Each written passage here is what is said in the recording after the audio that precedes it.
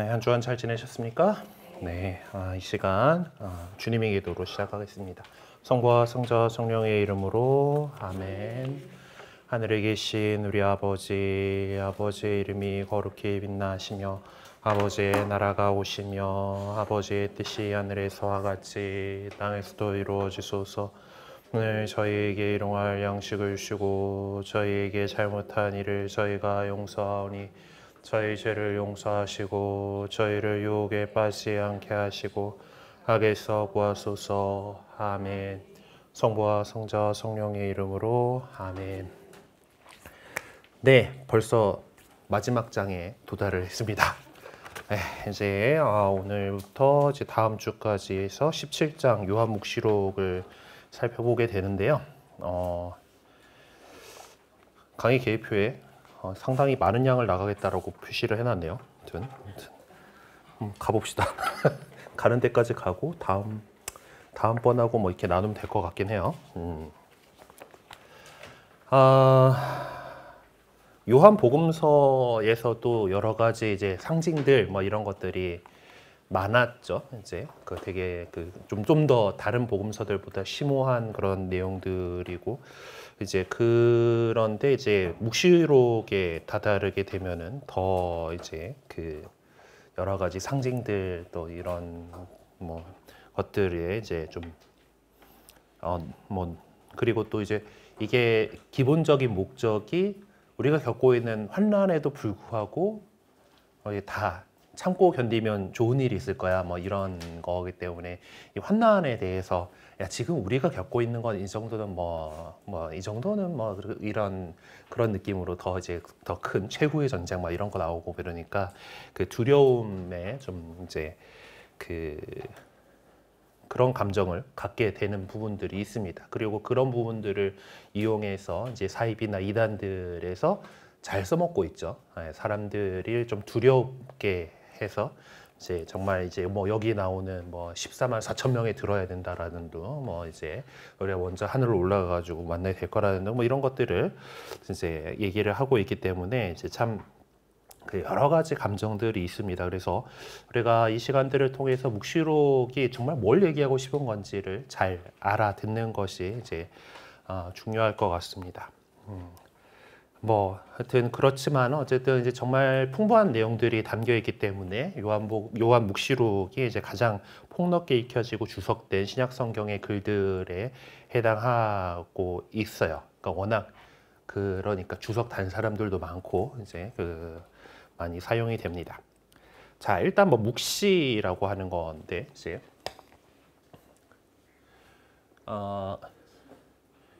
어포칼립스라고 돼 있죠. 요거지? 립스.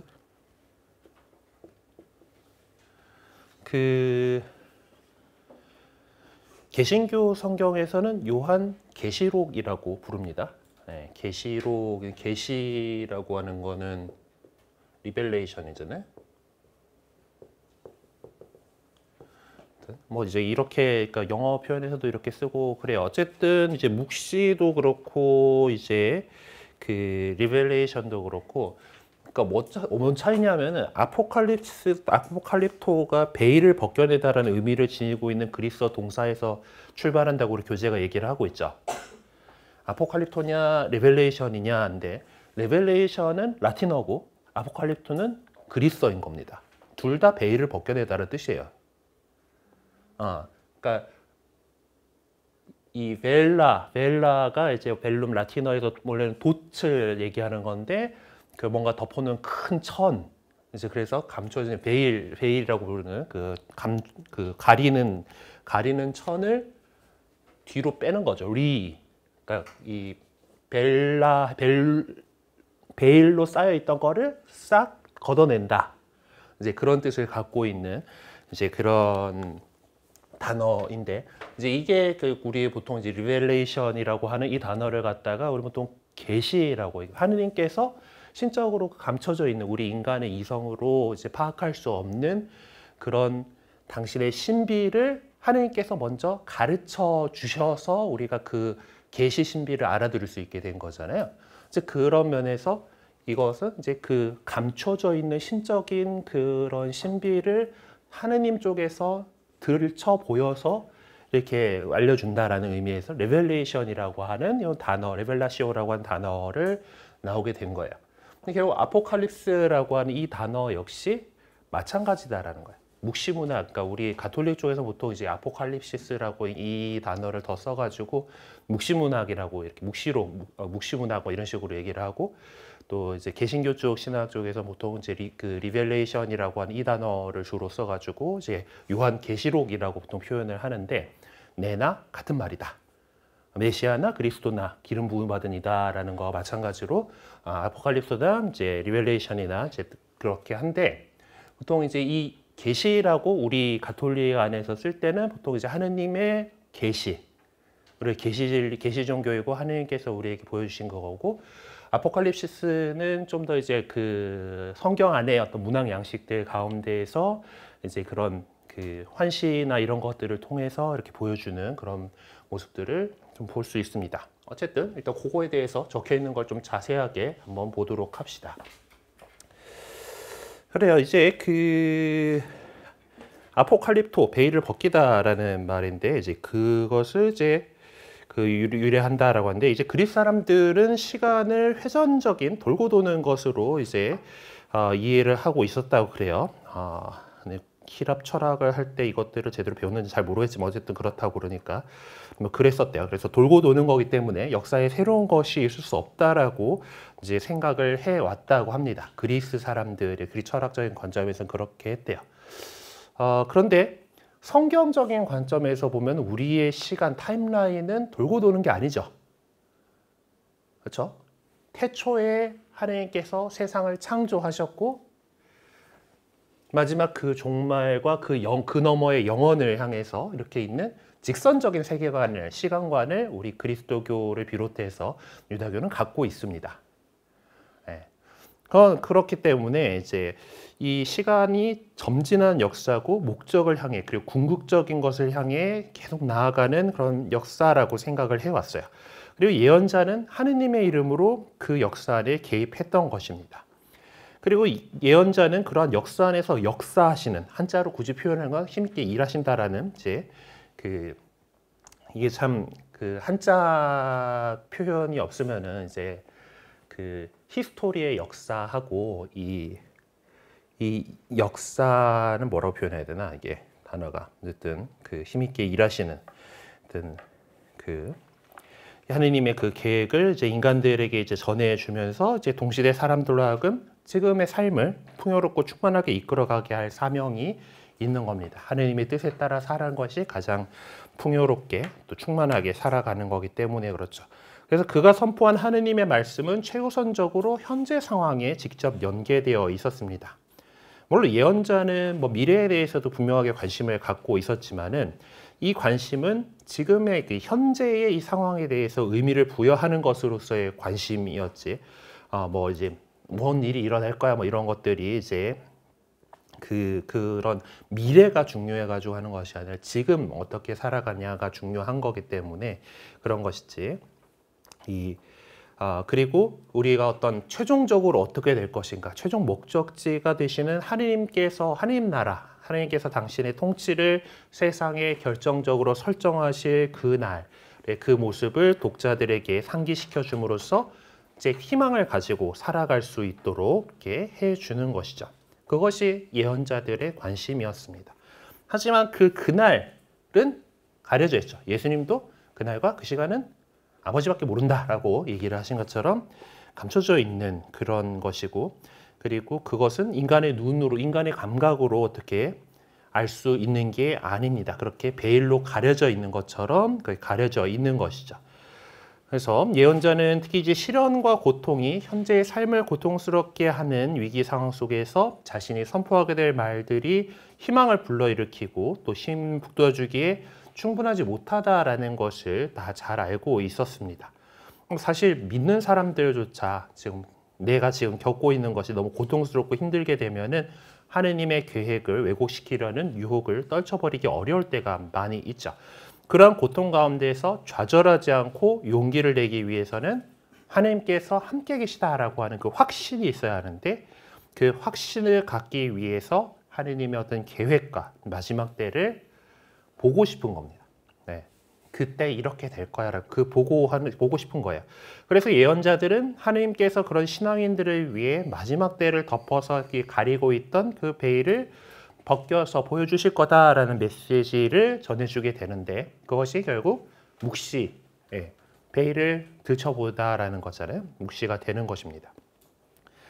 그래서 이제 우리 성경, 신약 성경 안에는 신약의 묵시 문학은 요한 묵시록만 지금 성경으로 이제 인정을 하고 있습니다만은 하여튼 뭐 이런 묵시적인 문학들은 여러 가지 있고 구약 성경 안에서도 이런 묵시 문학으로 볼 수 있는 그런 그 책들이 있어요. 그래서 어쨌든 이제 우리에게는 지금 신약 관심은 요한 묵시록이라고 하는 신약 성경에 있는 이 작품이기 때문에 어쨌든 뭐 요한이란 이름을 달고 있지만은 뭐 정확하게 누군지는 요한 복음서 할 때도 요한의 제자들인지 요한 자신인지 뭐 이런 것들 이게 나왔던 것처럼 이거 역시 어떤 저자라고 하는 이름으로 일단 봅시다. 이 묵시록의 저자는 그럼 종말을 어떻게 보고 있는가라면은 즉 얘기가 환시로 본 내용이다라고 얘기를 하고 있죠. 하나님께서 그에게 환시를 통해서 허락하셔서 이 종말의 순간을 미리 볼 수 있게 해주셨다라고 하는 것을 배제할 수가 없습니다. 하지만 여기서 우리는 묵시록 저자의 기교를 이해할 필요가 있습니다. 이 묵시록 저자가 사용한 기교는 멀리뛰기 선수가 사용하는 기교와 비슷하다라고 할 수가 있겠습니다. 어쨌든 이제 그러기 때문에 왜 가능한 멀리 뛰기 위해서 도움 닫기를 해야 되죠. 도움 닫기를 하려면은 뛰어야 되는 그 지점보다 더 뒤로 가야 됩니다. 더 뒤로 가서 그것을 생기게 되는 가속도의 힘을 빌려 가능한 멀리 뛰려고 시도한다라고 하는데 F는 ma니까 가속도가 힘이지 뭐 그치? 그래. 네. 뭐 그래요. 가속도나 힘이나긴 해요. 가속도에다가 질량을 곱하면 포스가 나오는 거니까 어쨌든 그렇게 가속을 해야 되죠. 이 선수가 열심히 뛰어가지고 속도를 만들어가지고 이제 이 운동 에너지를 만들어 놓은 거 가지고 빵 하고 뛰었을 때 가능한 멀리 갈 수 있는 것처럼 이제 과거로 이렇게 좀 돌아보는 것 같습니다. 일단 뭐 우리도 어떤 미래에 대해서 중요한 결정을 내려야 할 때 과거를 돌아보게 되는 것들이 있는 것과 마찬가지라고 할 수가 있어요. 그래서 어떤 그런 사건들을 재조명해 봄으로써 중요한 순간들을 나열해 볼 수 있게 되고 우리 자신의 충실함으로써 미래에 대한 확신을 갖게 이르게 됩니다. 그러니까 뭐 묵시록의 저자라고 해서 어떤 종말에 대해서 환시들로서 보았다라고는 하지만은 그것을 정확하게 아는 것은 아니겠죠. 우리처럼 알지는 못합니다. 하지만은 그는 이미 하느님께서 충실하신 분이다라고 하는 점에 대해서만큼은 확신을 갖고 있는 거예요. 그렇기 때문에 그는 종말이 어떻게 다가올 것인지를 알아내기 위해서는 하나님께서 실제적으로 인간의 과거 역사 안에서 어떻게 역사하셨는가 하는 원칙들을 찾아내고자 시도하는 것입니다. 빠른 속도로 자기 백성의 과거 역사를 훑어 내려가죠. 그렇게 함으로써 하나님께서 어떤 대원칙들을 갖고 역사하고 계셨는가를 찾아내서 그 원칙들이 미래의 시간에 곧 종말의 이 세상의 종말의 그때에 어떻게 이루어질지를 투영하게 되는 겁니다. 이러한 과정을 통해 이루어진 것이 구약 성경의 묵시록인 다니엘서의 상황이죠. 다니엘서의 저자는 기원전 165년에서 164년의 어떤 박해 때에 이 다니엘서를 저술한 것으로 보입니다. 학자들이 열심히 공부를 한 것 같아요. 그 박해가 어떻게 끝나게 될 것인지를 밝혀내기 위해서 저자는 과거의 고통스러운 시기였던 바빌론 유배 시기 기원전 587년에서 538년에 있었던 일들로 거슬러 올라가서 그 사이의 역사를 간략하게 빠른 속도로 살펴보고 나서 거기서 찾은 하느님의 대원칙들을 미래에 투영시켜 주었던 것입니다. 다니엘서도 보면은 그러니까 지금 작성된 거로 보이는 학자들이 연구해가지고 작성한 것으로 보이는 시기는 기원전 100년대이지만은 하고 있는 이야기들은 다 바빌론 임금 누구 때 이제 이렇게 해가지고 이제 다니엘서에 나오는 뭐 이제 새 젊은이의 노래라든가 이런 때 보면은 그 유배 갔을 때의 어떤 상황들처럼 얘기를 하고 있죠. 등 이제 그런 그 모습들이 이렇게 보인다라는 겁니다. 이제 결과적으로 다니엘 예언자는 구체적이고 정확한 사건들을 본 것은 아니지만 당신 자신에게 충실하신 하느님께서 역사를 성취하실 방법이 어떤 것인가를 간파할 수 있었던 겁니다. 이제 그렇게 간파했던 대원칙들을 어떻게 전해줘야 하는가가 문제이겠죠. 자, 그럼 여기서 우리가 인간이 어떤 그 언어 표현이라는 것이 한계가 있다라는 겁니다. 강한 느낌이나 농도 짙은 감정을 표현하고자 할 때 우리 인간의 언어 표현이 얼마나 부족한가라는 점이죠. 그래서 우리가 뭐 얘기들을 하는 데 있어서 이미지나 영상의 도움을 빌리는 경우가 바로 그런 이유 때문입니다. 뭐 예술이나 시, 뭐 영화 하여튼 모든 예술 작품들이 그런 이미지를 사용하게 되는데 그 경우에 그 이미지들이 내포하고 있는 의미는 참으로 대단한 것이죠. 그래서 이미지가 문자로 환원되지 않고 상징적인 의미를 전달해 주는 것으로 남아있을 경우에 한해서 그 의미가 상상을 초월할 정도의 풍부함을 지니게 됩니다. 물론 이제 문자로서 이제 되어 있는 것에서 우리가 상상력을 더 자극해가지고 할 수 있는 것이기도 하지만은 문자로 담을 수 없는 이제 그런 것들이 또 이제 이미지 안에도 있죠. 그래서 그런 풍부함들이 있습니다. 여기서 우리는 하나하나의 이미지가 나름대로의 원칙이나 규칙의 테두리 안에서 사용되고 있다는 것을 잊어서는 안 됩니다. 그러므로 일반적으로 통용되는 원칙이나 규칙의 토대 위에서 이제 여기 사용된 이미지들이 전해주고자 하는 메시지나 의미를 이해하려고 하는 것이죠. 묵시록 저자 역시 이미지라고 하는 것을 통해서 자신이 간파한 내용을 전해주고 있습니다. 애매해요. 결국 글자로 표현된 거잖아요. 우리가 그 국어 시간에 보면은 이 이미지를 갖다가 이야기를 하는데 언어로서 사실 이미지를 표현을 하는 거잖아요. 뭐 시라던가 이런 것들 배울 때 보면은 심상이라고 하는 용어를 들어보신 기억이 날지 모르겠습니다. 심상이 결국 이미지예요. 네. 그래서 그 뭐 어떤 영상 매체로서 영상이나 아니면은 뭐 그림이나 뭐 해야 하나 그러니까 문자적인 방법이 아닌 다른 것들을 통한 이미지를 얘기를 하는 것 같기도 하지만은 또 그 안에 문자로서 만들어낼 수 있는 그런 이미지 역시 이제 같이 이야기를 하고 있는 것 같습니다. 그 이미지가 단지 그냥 뭐 이제 비문자적인 것들뿐만 아니라 문자 안으로 묘사한 그런 심상들도 이렇게 표현을 하고 있는 거죠. 묵시록이 우리한테 지금 전해줄 수 있는 거는 그거잖아요. 글자로 결국 언어로 이제 되어 있는 거기 때문에 이제 그것을 통해서 자신이 간파한 내용들을 전해주고 있습니다.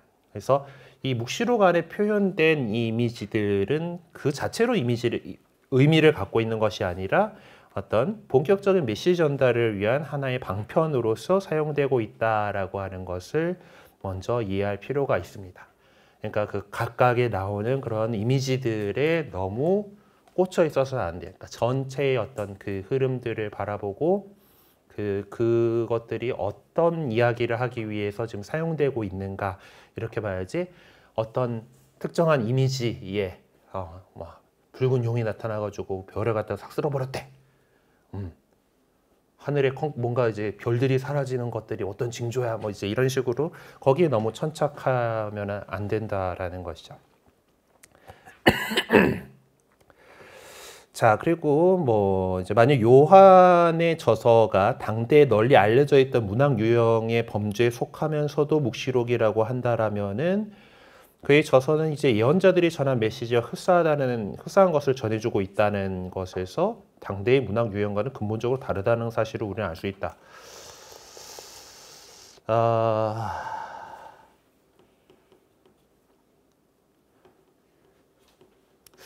이게 뭔 소리 하나 싶은 느낌이 나게 되지. 어쨌든 이제 하여튼 또 당대의 뭐 그런 것과는 다른 문학 유형이다라고 얘기를 하고 싶은 것 같습니다. 네. 어쨌든 이제 요한은 자신을 예언자라고 불렀고 이제 그렇기 때문에 어떤 예언서의 전통에서 좀 있을 것 같아요. 근데 이제 유다인들의 묵시록, 그러니까 앞에 나왔던 다니엘서 같은 이제 그런 유다인들의 묵시록과 요한묵시록 사이에 모든 것을 바꿔놓은 한 사건이 있었는데 그것이 바로 예수님의 죽음과 부활이었다라는 거예요. 유다인들이 어떤 유다교 전통 안에서 갖고 있던 묵시문학들이 있으면 그들도 나름대로 이 세상이 끝나고 하나님의 나라가 도래했을 때에 대한 희망을 갖고 살고 있었기 때문에 이제 바리사이들은 적어도 이제 뭐 부활과 뭐 이런 것들을 믿었잖아요. 천사나 영적 존재나 이제 그런 것들을 믿었고. 그래서 지금도 예루살렘의 성지 순례를 가보시게 되면은 이제 예루살렘 구시가지 동쪽으로 묘지가 겁나 많아요. 공동묘지가. 왜냐하면은 유다인들의 어떤 그 어떤 종말론에서는 동쪽에서부터 천사가 동쪽에서부터 와. 그래서 부활하기 때문에 가장 먼저 부활하고 싶어서 동쪽에 있는 그 묘지가 더 비싸대요.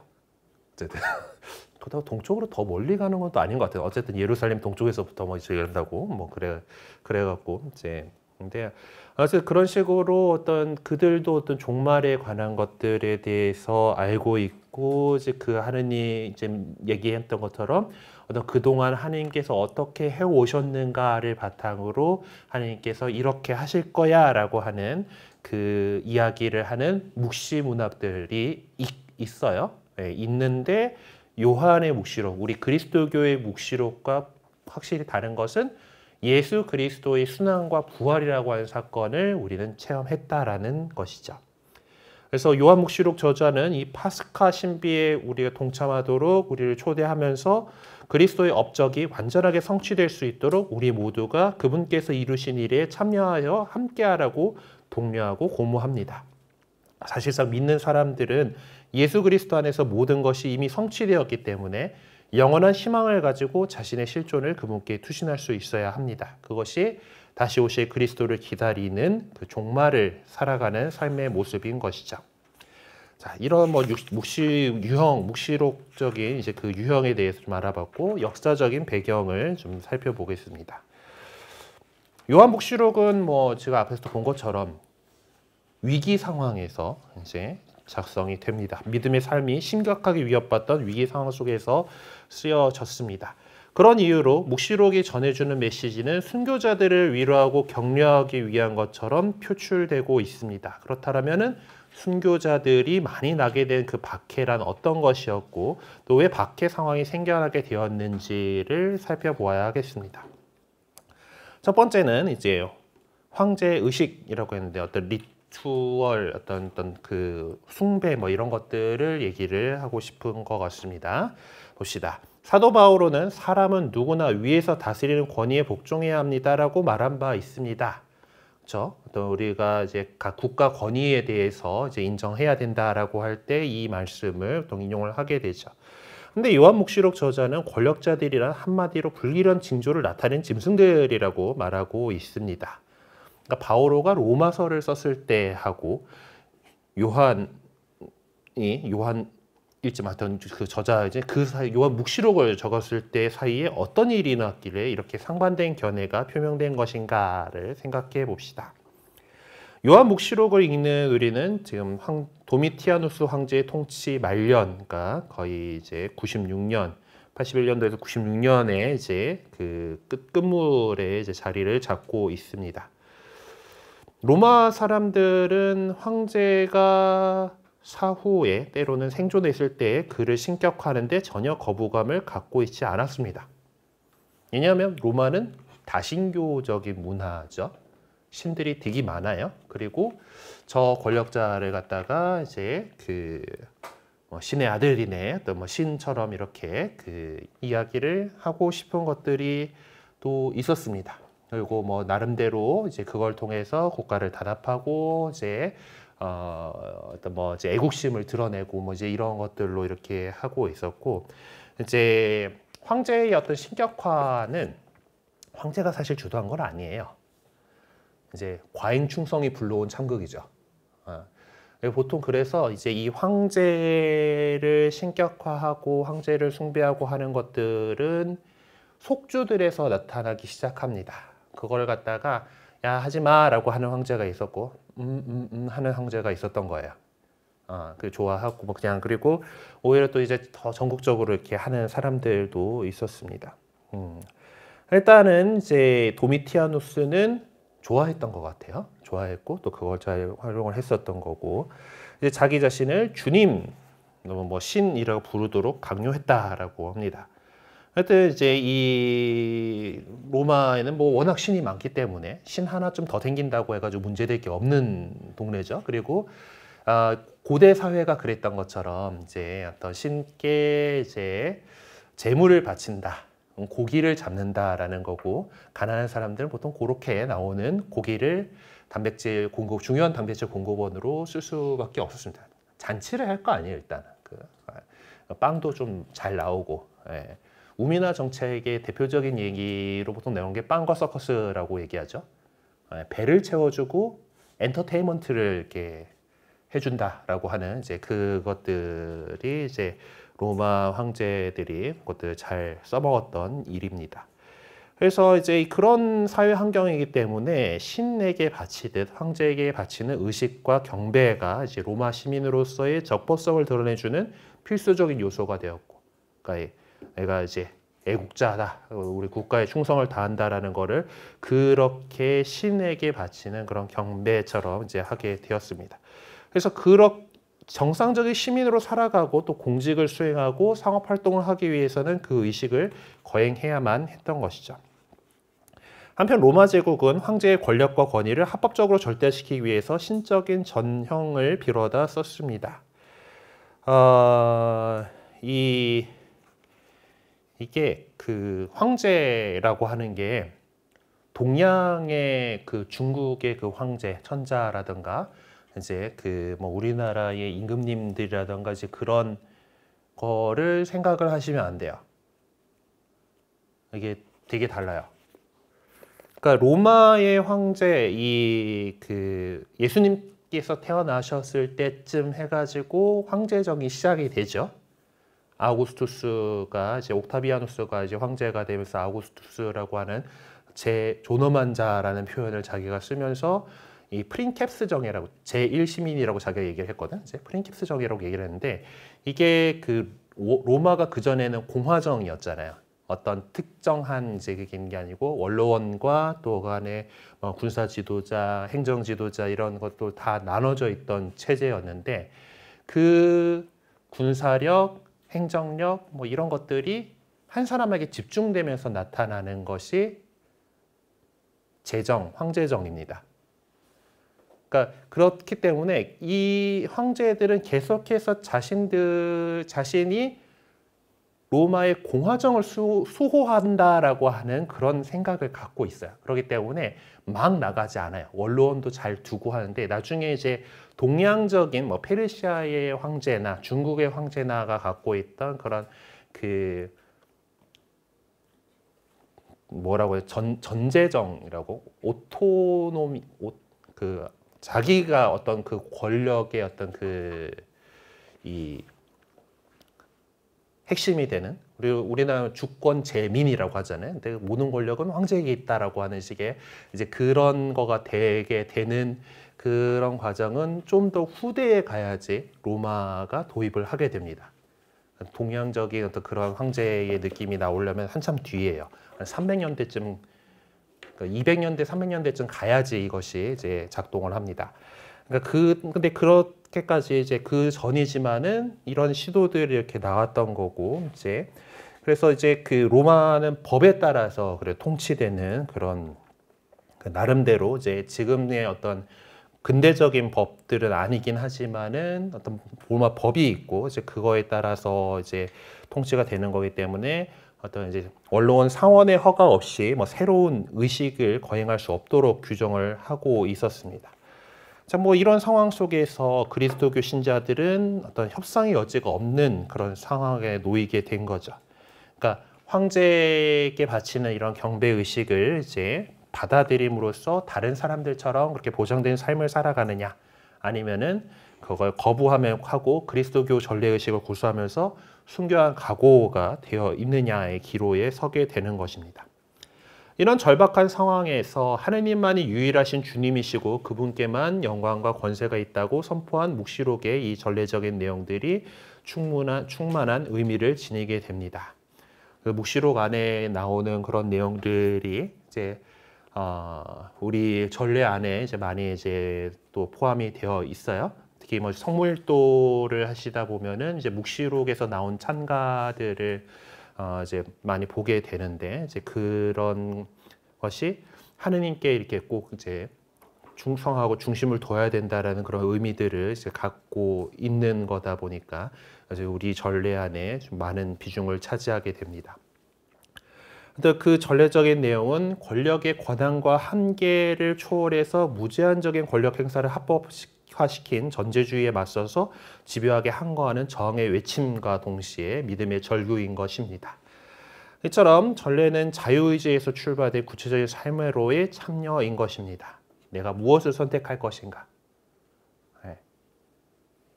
그러니까 지금의 우리는 종교의 자유가 있기 때문에 이제 로마에서도 이 밀라노 칙령이 사실 뭐 그리스도교를 허용하다라고 하지만 모든 종교 의식에 대해서 자유를 다 뭐 하든지 니들 맘대로 해도 돼 정도의 허락이었어요. 그러니까 그리스도교에만 이것이 있던 것이 아니라 그 전까지는 어떤 로마가 그동안에 해왔던 것처럼 로마 신들에 대한 의식, 그리고 결국 그것이 확장된 황제에 대한 의식, 경배를 갖다가 강요하다가 무조건 이것만 해야 된다 하다가 이제 어떤 각자들의 어떤 종교적인 것들에 대해서 이제 풀어준다, 뭐 이제 이런 그런 느낌으로 되었던 거고, 가장 수혜를 많이 입었던 것이 우리 그리스도교인 겁니다. 네, 그래서 이제 그 밀라노 칙령에 대해서 이제 그렇게 중요하게 뭐 콘스탄티노스 전환이라고 얘기할 정도로 이제 큰 사건이었는데, 그거가 되기 전에 옛날의 상황 속에서는 내가 그리스도교 신앙을 제대로 지켜가느냐, 지키고 잡혀가서 죽을 위험까지 그걸 감내할 거냐, 아니면 이 신앙이 아니라 그냥 대충 다른 사람들처럼 그렇게 살아가면서 살아갈 것인가, 이제 거기에 대해서 어떤 자유의지로서 그것을 선택하고 참여를 했던 것이죠. 그런 상황 속에서 이제 순교자의 증언, 네, 순교자라고 하는 이제 그 단어 자체가, 순교자라고 쓰는 이제 마르티리스라고 하는 이제 단어에서 나오는 건데, 마르터라고 하는 이 단어 자체가 증언하다라는 것에서 나오는 단어입니다. 순교자가 원래 그래요. 그래서 요한묵시록 안에서 이 증언자와 순교자가 동일한 의미로 표명됩니다. 그리고 그 영향이 여전히 지금 우리에게도 남아 있는 거죠. 네? 영어로 순교자는 증언자라는 뜻이에요, 원래는. 근데 이제 다 이 단어 보면은 다 순교자라고 얘기를 하죠. 자, 믿는 모든 사람은 세상에서 자기가 믿는 바를 증언해야 합니다. 그런데 묵시록에서 보여준 증언자로서의 모습은 구체적으로 순교자가 될 때 완성되는 거예요.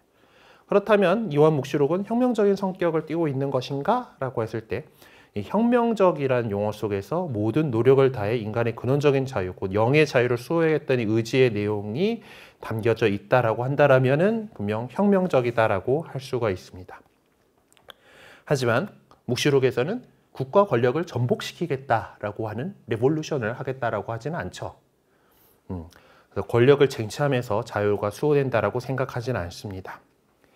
묵시록은 이 제국의 막강한 권력에 대항하는 무기력하기 그지없는 그리스도교 신자들의 저항이 결국에 가서는 이 제국을 눌러 이기게 될 것이라고 지적해 줍니다. 계속해서 뭐 여러 상징을 통해서 로마 제국을 까고 있죠. 네, 저 대바빌론 뭐 이런 것들 결국은 로마를 얘기를 하는 건데, 이제 그 승리할 것이다라는 것을 지적을 하고 있습니다.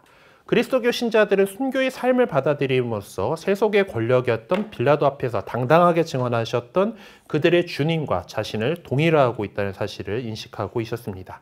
그래서 그렇게 그들은 그리스도의 죽음에 동참함으로써 또한 그분의 승리에 동참하는 자들이 될 것이라는 확신을 갖고 있었던 것이죠. 그래서 이 순교자, 증언자라고 하는 개념들 잡고 가면 되겠습니다. 자, 그러면은 저자가 누군가라는 부분들을 또 살펴보죠.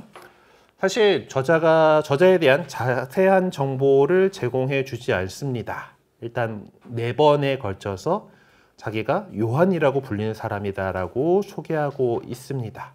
그러면서 자기 자신을 예언자의 범주에 넣고 있습니다. 그러니까 사실 근데 어느 곳에서 이 요한이라고 불리는 그 묵시록의 화자, 저자가 정말 요한인지 모르지만 어쨌든 그 묵시록의 화자는 요한이라고 자기를 소개를 하고 있는 건데, 거기서 그것이 12제자 중에 하나인 사도 요한이라고 그 어느 곳에서도 소개하고 있지는 않습니다. 하지만 이제 그렇기 때문에 이제 내적으로 뭐 저자가 누군지를 정확하게 이제 찾을 수는 없어요. 하지만은 우리 보통 이제 요한복음서의 저자인 그 요한과 같은 사람이다라고 여기고 있죠. 그래서 그거부터 질문을 제기해야 할 것이다라고 시작을 하고 있습니다. 그럼 다른 전승들이 어떤 식으로 얘기를 하는지를 살펴봐야겠죠. 이제 묵시록의 그 요한을 사도 요한과 동일시하고 있는 가장 오래된 전승은 성 유스티노의 트리폰과의 대화라는 책 속에서 나옵니다. 이제 2세기의 교부인데요. 유스티노 성인이 이제 우리 중에 하나요, 그리스도의 제자 중에 하나인 요한이라고 칭하는 자가 그에게 맡겨진 계시 속에서 우리의 그리스도를 믿는 자들은 예루살렘에서 1000년간 살 것이라고 예언했다고 전하고 있는 내용을 볼 때, 이 내용은 요한 묵시록 20장 4절에서 6절에서 나오는 그것을 이제 암시를 하고 있는 것으로 볼 수 있습니다. 하여튼 이 같은 전승에 대해서 동감을 표시한 교부들로서 2세기 말 3세기 교부들로 알렉산드레 클레멘스, 이레네오, 무라토리 정경, 요거는 이제 그 교부 사람은 아닌데 이제 그 교부 시대의 어떤 그 문학 작품 정도로 이제 보는 그런 물건입니다. 그래서 그냥 거의 그냥 사람처럼 쓰긴 하더라고요. 하여튼 네. 테르툴리아누스, 히폴리토를 들 수가 있습니다. 자, 오리게네스는 분명한 어조로 사도 요한이 4번째 복음서와 묵시록을 저술했다라고 되게 당당하게 적어놨는데, 이제 여기에 대해서 이제 뭐 3세기서부터 아닌 것 같은데라고 하는 그런 의견들이 나오게 됐대요. 이제 가장 중요한 그런 반응은 드니라고 하는 분, 이제 그 265년에 돌아가신 분인데 3세기에 활동하신 거죠. 그는 이 두 저서를 문학적으로 신학적으로 분석한 결과를 토대로 이 묵시록이 4번째 복음서의 저자인 그 사도 요한에 의해 쓰여진 것일 수가 없다라는 결론을 내렸습니다. 보니까 이제 영 다르다, 같은 사람이 쓴 거가 아닌 것 같다라는 뭐 이제 그런 내용인 것 같아요. 이 드니의 견해는 교회사를 저술한 에우세비오에 의해서 밝혀진 것으로 그 역시 드니의 견해를 받아들인 것 같습니다. 그런가 하면은 동방교회 쪽에서는 이 문제에 대해서 좀 어정쩡한 태도를 보여왔습니다. 예루살렘의 키릴루스나 나지안조의 그레고리오 같은 경우에는 아예 묵시록을 신약 성경의 정경 목록에 포함시키지도 않았어요. 성경으로 안 봤습니다. 이 그러니까 어떤 거가 경전 성경인가라고 하는 것에 대해서는 계속해서 이제 이런 여러 가지 의견들이 나왔던 거고, 이제 처음부터 다 확정된 건 아니었어요. 관습적으로 이제 어느 정도 이제 세월이 흐르면서 정해진 거고, 가톨릭 교회에서 이게 성경 목록이다라고 땅땅땅 한 것은 루터가 뭐라고 하니까 나온 이제 그 트렌트 공예에서 보편 공예 차원에서 그게 처음이고요. 그 전에는 뭐 지역 공예 차원에서 이제 그 정경 목록을 정한 것들이 이제 그것들이 좀 이루어져 계속해서 전해져 왔고, 이제 그것 안에서 뭐 이제 불가타 성경의 그 목록들이라든가 이제 그런 것들이 자연스럽게 받아져 왔던 건데, 이제 그러다 보니까 이제 뭐를 성경으로 봐야 되느냐에 대한 문제들도 이제 그 2세기, 3세기 이제 지나면서 교부들 사이에서 많이 논쟁이었어요. 그리고 뭐 요한 크리소스토모 교부, 이제 요한 금구, 그리고 테오도로 같은 경우는 묵시록의 내용을 전혀 인용하지 않았던 겁니다. 보통 이제 그 성경을 바탕으로 여러 가지 이제 말씀을 하거나 자신의 저서를 남기거나 이제 이렇게 하시는데, 요분들이 요한 크리소스토모 같은 경우는 금구잖아요. 금구. 입이 금빛의 그 입이셔가지고 이제 말씀에 나오는 그 말씀이 정말 금같이 소중한 이제 그럴 정도로 많은 설교를 하셨고 좋은 설교를 하셨던 분인데, 그 양반이 묵시록을 단 한 번도 인용한 적이 없다라는 거예요. 그리고 뭐 어떤 시리아어 번역본에는 포함되어 있지도 않았다라고 하는 이런 부정적인 증거들이 있긴 합니다. 뭐 있긴 한데, 이제 그것들도 뭐 그런 반대 의견들이 있긴 하지만은 전통적으로 교회는 묵시록의 저자와 네 번째 복음서의 저자를 동일한 인물로 이렇게 받아들이고 있습니다. 어쨌든 이제 전승의 보편적인 증언이 묵시록 저자와 네 번째 복음서의 저자를 동일시하고 있다고 해서 모든 문제가 해결된 것은 아닙니다. 뭐 이제 주석학적인 연구 결과를 통해서 알렉산드리아의 드니의 견해가 나름대로의 타당성을 지니고 있다고 하는 일부 학자들의 주장을 간과할 수는 없을 것이죠. 하여튼 이제 그 복음서와 서간들, 요한의 이제 서간들이 세 개가 또 있죠. 그리고 묵시록은 동일한 사람의 손으로 쓸 수는 없었을 것이다라고 주장을 하고 있는데, 그의 견해는 지금 우리에게 주어진 지금 그 당시든 뭐 어쨌든 받아들여진 그 상태로만 본다라면은 그것들이 결코 동일한 저자에 의해서 만들어진 것일 수 없다라고 하는 주장입니다. 하지만 요한 묵시록과 요한 복음서 그리고 요한 서간들 사이에 문학적이고 교의적인 일종의 유사성이 있다라는 것은 확신합니다. 그러니까 바로 이 점이 요한 총집, 앞으로 콜푸스라고 했는데, 코르푸스는 이제 그 몸, 바디라고 하는 이제 뜻의 라틴어거든요. 근데 그 여러 가지 이런 것들을 집합적으로 얘기를 할 때, 총서 뭐 이런 거 할 때도 이런 단어를 쓰나 봐요. 어쨌든 대충 요한에게 그 근원이 있다라고 볼 수 있는 이제 그런 것들이었다라는 가정을 뒷받침해 줍니다.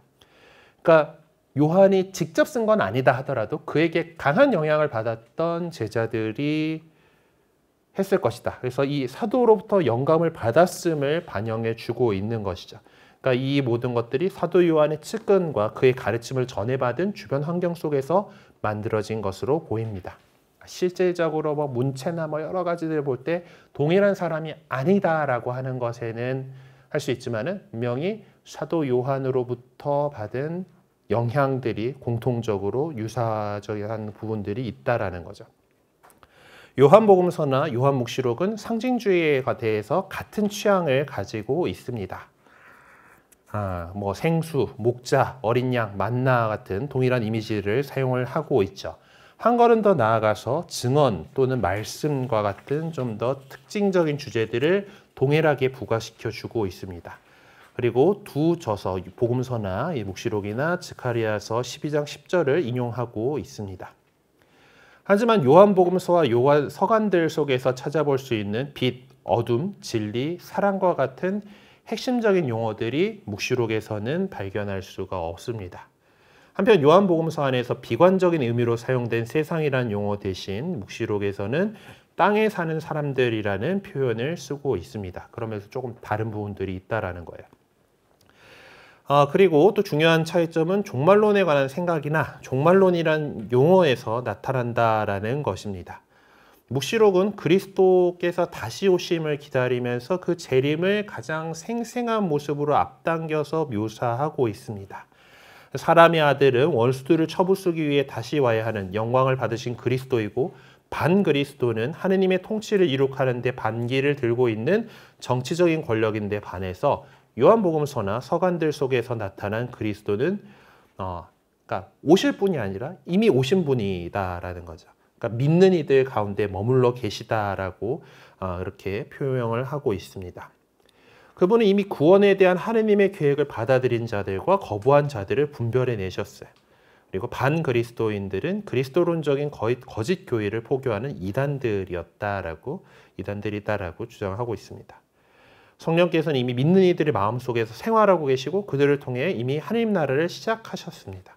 그러니까 복음이나 서간들에서는 좀 더 이제 긍정적으로 이렇게 표현을 하고 있는데 반면에서 묵시록은 그것이 미래에 성취될 것.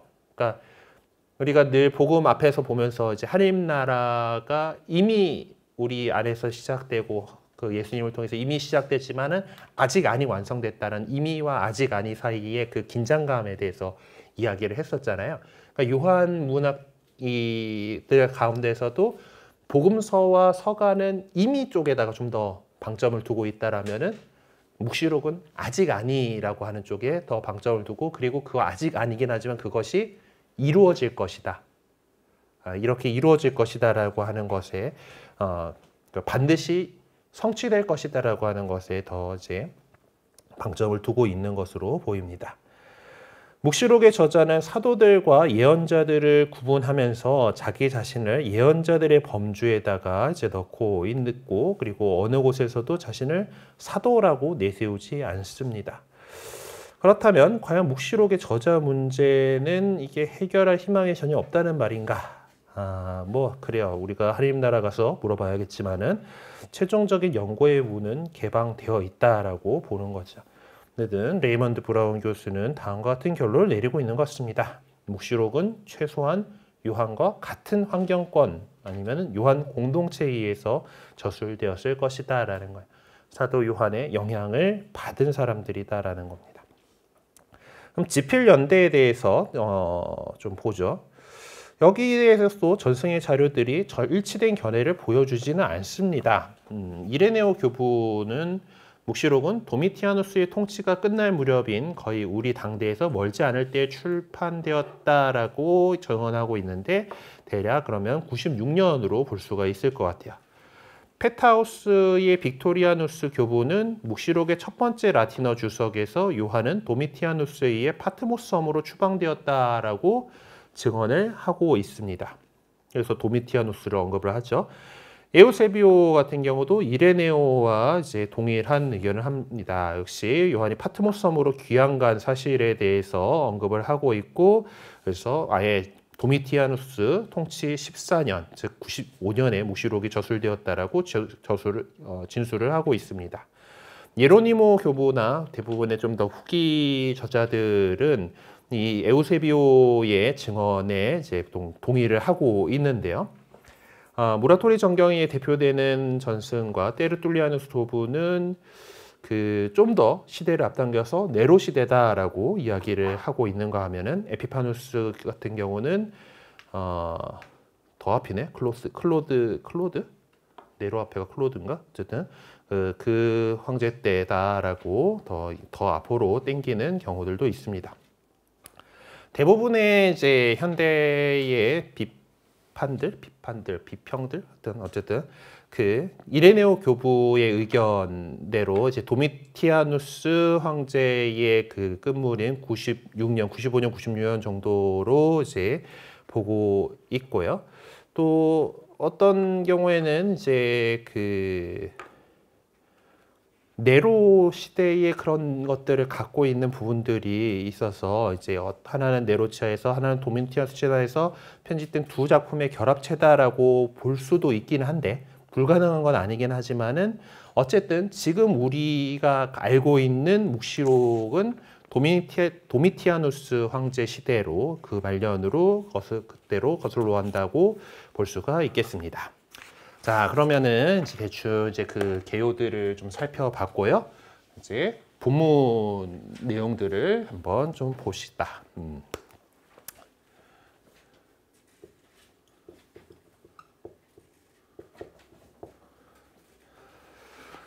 네, 요한묵시록의 본문은 매우 간단한 구조 위에 형성되어 있다라고 해요. 이제 1부는 1장에서 3장에 있는데 여기의 내용은 극히 인간적인 교회다라고 볼 수가 있습니다.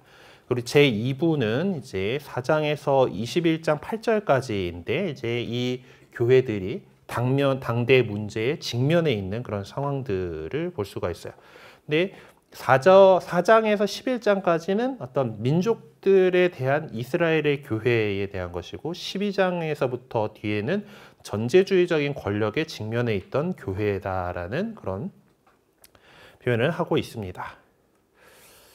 하여튼 이제 그 전제주의적인 권력, 사실 이 표현들이 뭐 그렇긴 한데 이제 아무래도 그 권력이 이제 황제정이라고 하는 권력이 한 사람들에 집중되는 거고 어떤 독재자로서의 그 역할들을 하는 건데 이게 또 역사를 이제 지금 따져보다 보면은 이제 이 전제정이라고 하는 요 형태의 그거는 로마에서 좀 더 뒤에 나오는 거긴 한데 어쨌든 그 이 1인 체제의 어떤 그런 걸로 이제 그 권력이 막 집중되고 이제 그런 상황들을 얘기를 하는 걸로 이렇게 보면 되겠죠. 어쨌든 황제에 대한 숭배나 이제 이런 것 때문에 박해를 받고 있던 교회의 모습일 겁니다. 제 3부는 이제 하늘에서 내려온 교회, 이제 모든 것이 완성되었을 때의 그 모습들을 얘기를 하고 있고 결론 부분으로 이렇게 볼 수가 있습니다. 어쨌든 이 도식을 따라가면서 요한묵시록의 내용을 살펴보게 될 건데 그 중에서 좀 더 중요하다고 생각되는 부분만을 좀 살펴볼 겁니다. 특히 예언적인 부분에 나타나는 계시들 하나하나는 어떤 세계의 커다란 움직임 속에서 전개가 되고 있습니다. 그래서 서문이 있고 그래서 요한은 이제 그 어떤 인물들을 움직여서 행동하게 한 힘이 무엇인지를 소개하고 있다고 이제 그 있고 그 다음에 어떤 예비적인 환시에서 성취되어야만 한 사건의 본질이 무엇인지를 얘기를 하고 있고 어떤 성취에 대한 환시가 이렇게 그래서 요한이 이제 예고된 것이 성취되었음을 상징을 통해서 전해주고 있는데 그 요런 그 움직임들 속에서 전개되고 있다라는 것을 염두에 두고 한번 살펴봅시다. 제1부는 극히 인간적인 교회라는 제목을 달아놨네요. 요 1장의 1절에서 3절 이 세 구절이야말로 이제 묵시록 내용의 전체를 요약해 줄 수 있는 내용을 내포하고 있는 것으로 묵시록의 결론 부분인 22장 6절, 7절, 10절, 16절에서 다시 반복 서술되고 있습니다. 묵시록의 목적을 진술하는 내용인 반드시 일어날 일들이라는 것은 종결 부분인 22장 6절에서 7절과 비교해 볼 때 그리스도의 도래를 의미하는 것 외에 다른 뜻을 갖고 있지 않습니다. 그러므로 묵시록은 첫 순간부터 그리스도께서 오신다라는 것을 예고하고 있는 것입니다. 그렇다면 묵시록에서 정치적이고 군사적인 의미를 찾으려고 해서는 안 될 것이에요. 묵시록은 세상의 역사를 보여주고 있는데 그것은 오시는 그리스도의 역사요, 그리스도를 향해 다가가는 자들의 역사인 것입니다. 묵시록의 계시는 그 역사를 살고자 하는 자들, 곧 그리스도교 신자들에게 전달되고 있어요. 그래서 묵시 또는 계시라고 하는 용어는 단순하게 문학 유형을 지칭하는 것이 아니라 예수님께서 역사의 의미에 부여하신 계시를 전하기 위해 저자가 의도적으로 선택한 용어다라고 할 수가 있습니다. 죄송합니다. 자, 세 구절 속에 표명된 핵심적인 내용은 이렇게 요약할 수가 있는데요. 계시의 원천은 하느님이시고 계시의 어떤 능동적인 저자는 예수 그리스도이시고 계시를 중재자 전달하는 건가? 중재 하여튼 뭐 이제 계시를 갖다가 이제 이어주는 사람은 천사가 하는 거고 그 계시를 받는 사람 수신자는 요한과 하느님의 종들이라고 하는 결국 그 하느님의 종들이라고 하는 말은 그리스도 공동체 전체를 지칭하는 그런 말입니다. 그리고 행복에 대해서 어떤 전례적인 의미와 더불어서 행복의 개념이 구체화되고 있는 것을 볼 수가 있어요. 네. 예수 그리스도의 계시, 하느님께서 머지않아 반드시 일어날 일들을 당신 종들에게 보여주시려고 그리스도께 알리셨고 그리스도께서 당신 천사를 보내시어 당신 종 요한에게 알려주신 계시입니다. 라고 이제 그 1장 1절에 나오는 것처럼 이제 그런 내용들이고 요한은 하느님의 말씀과 예수 그리스도의 증언 곧 자기가 본 모든 것을 증언하였습니다. 이 예언의 말씀을 낭독하는 이와 그 말씀을 듣고 그 안에 기록된 것을 지키는 사람은 행복합니다. 그때가 다가왔기 때문입니다. 라고 하는 이 서론의 첫 부분이 있었고요. 그 다음에 이제 인사 말씀이 나옵니다. 요거는 또 이제 요한이 아시아에 있는 7교회에 이 글을 씁니다. 지금도 계시고 전에도 계시고 앞으로 오실 분과 그분의 어저 앞에 계신 7 영에게서 또한 성실한 증인이시고 죽은 이들의 맞이이시며 세상 임금의 지배자이신 예수 그리스도에게 은총과 평화가 여러분에게 내리기를 빕니다. 되게 많이 나오는 이제 축복의 인사말로 이제 시작을 합니다. 이 부분은 종결사인 22장 6절에서 6절에서 21절의 내용과 비슷합니다. 그래서 이것들을 같이 좀 놓고 비교해 보면은 묵시록이 어떤 방향으로 가고 있는지를 이해할 수가 있을 것인데, 22장의 내용에 딱히 순서가 있는 건 아닌가? 어쨌든, 네. 저는 이제 보면은 지금 방금 제가 읽어드렸던 4절에 있는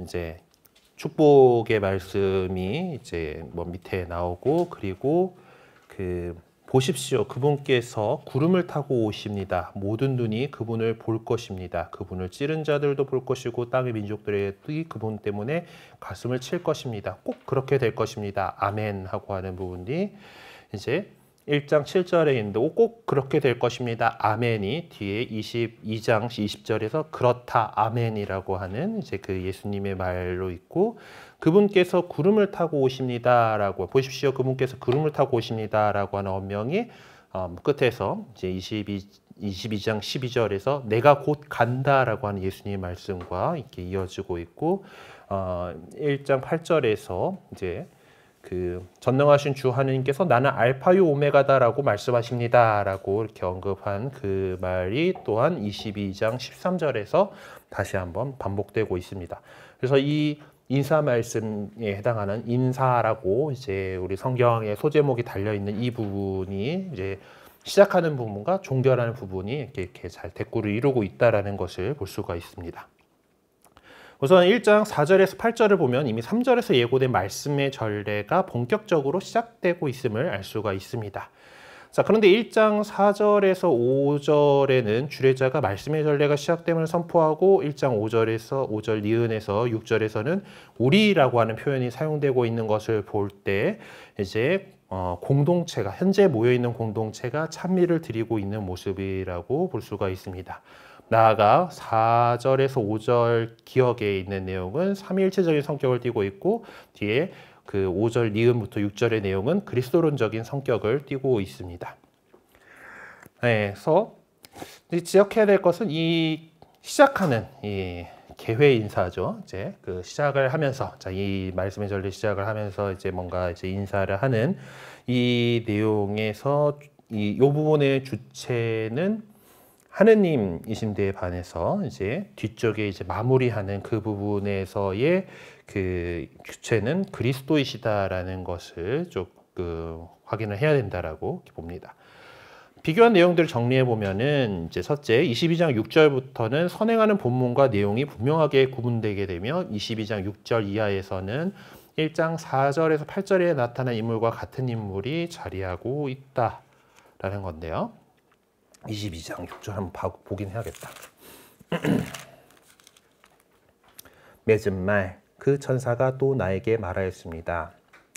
이 말씀은 확실하고 참된 말씀이다. 곧 주님, 곧 예언자들에게 영을 내려주시는 하나님께서 머지않아 반드시 이럴 일들을 당신 종들에게 보여주시려고 당신 천사를 보내신 것이다.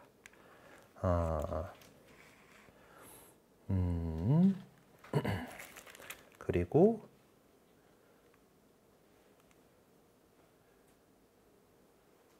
우리를 사랑하시어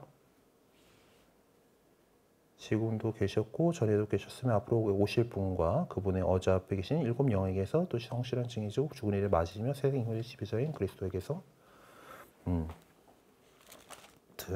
뒤에 22장에서는 좀 더 이제 주님이라고 하는 그런 표현들, 그리고 또 예언자들에게 영을 내려주시는 하느님 이라고 이제 얘기들을 하고 있는데, 어쨌든 같은 우리 삼위일체이신 하느님에 대해서 말씀을 하고 있습니다. 22장 6절에서 21절의 전례는 1장 4절에서 8절의 전례보다 더 진전된 모습을 보여주고 있습니다. 그래서 앞쪽에서 인사 말씀에 찾아볼 수 없는 신학적인 깊은 내용들이 이제 뒷부분에는 발견이 되는데요. 그래서 1장 4절에서 8절에 나오는 부분에서는 하느님께 초점이 맞춰 있는 반면에 22장 6절에서 21절에서는 앞에서 언급되지 않았던 요한의 말씀, 성령의 일치된 교회의 말씀 등 모든 것이 예수 그리스도께로 향해 있는 것을 볼 수가 있습니다. 그리고 셋째, 주 예수님의 은총이 모든 사람과 함께하기를 빕니다라는 폐회 인사와 더불어 공동체는 삶의 터전으로 파견되고 있습니다. 그런 점에서 묵시록은 종결된 것이 아니다라는 거예요. 22장 2절은 도성의 그건데 그러면은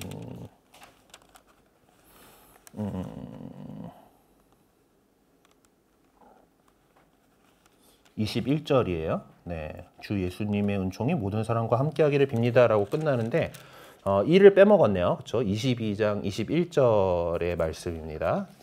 네. 21절에 갑자기 6절에서 21절을 다루고 있는데 왜 2절이 나오지 하고 잠깐 봤는데 네. 자, 결론적으로 계시의 신적 기원을 밝히면서 시작한 요한묵시록은 예수 그리스도께 그 초점을 맞추어서 예수님이 종말론적인 주님이시고 구원자이시고 그리스도시다라는 사실을 선포하고 있습니다. 그것이 폐회 인사에서 명확하게 드러나죠. 그리고 나서 찬미가로서의 전례의 시작 부분이 마무리된다. 그쵸. 지금도 계시고 전에도 계셨으며 앞으로도 오실 이제 보십시오. 그분께서 구름을 타고 오십니다. 모든 눈이 그분을 볼 것입니다. 그분을 찌른 자들을 볼 것이고 땅의 민족들이 그분 때문에 가슴을 칠 것입니다. 꼭 그렇게 될 것입니다. 아멘 하고 나가는 것들이 성경 안에서 운문을 표현할 때 사용하는 그걸로 이렇게 되어 있어요. 예, 종이로 된 성경책 보셔야 나오는 부분이긴 한데 이제 그런 면에서 어떤 그 찬가로서 그리고 이 부분들은 성모일달 때 찬가로 본 적이 있는 것 같아요. 어쨌든 그 전례적인 그런 것들이 나오고 있고 그리고 이것이 아멘이라고 하는 것으로 이제 그렇게 될 것입니다. 아멘이라고 하시고 바로 이어서 지금도 계시고 전에도 계셨으면 또 앞으로 오실 이라고 하는 그 전능하신 주 하느님께서 나는 알파요 오메가다라고 말씀하십니다라고 하는 하느님에게 대한 세 가지 선포가 나옵니다. 그러니까 나는 알파요 오메가다라고 하는 것에서 모든 것의 시작이요 마침이라는 절대적 의미를 담고 있고 지금도 계시고 전에도 계시고 장차 오실 분이라고 하는 것은 호렙산에서 모세에게 계시하신 하느님 이름에 대한 설명이 바로 그것이다라고 할 수가 있습니다. 20절에 네. 그리고 이제 전능하신 분은 이제 히브리 말 사바오트의 만군의 주님에 대한 그리스어 번역이 이제 전능하신 분이라고 하는 그런 것으로 이제 되어 있습니다. 그리고 소결론 부분으로 이제 나가게 되는데 이 부분의 핵심적인 내용은 그리스도께 대한 소결론은 여기에 대한 소결론이구나. 3으로 갔으니까 인사가 있고 소결론이 있다.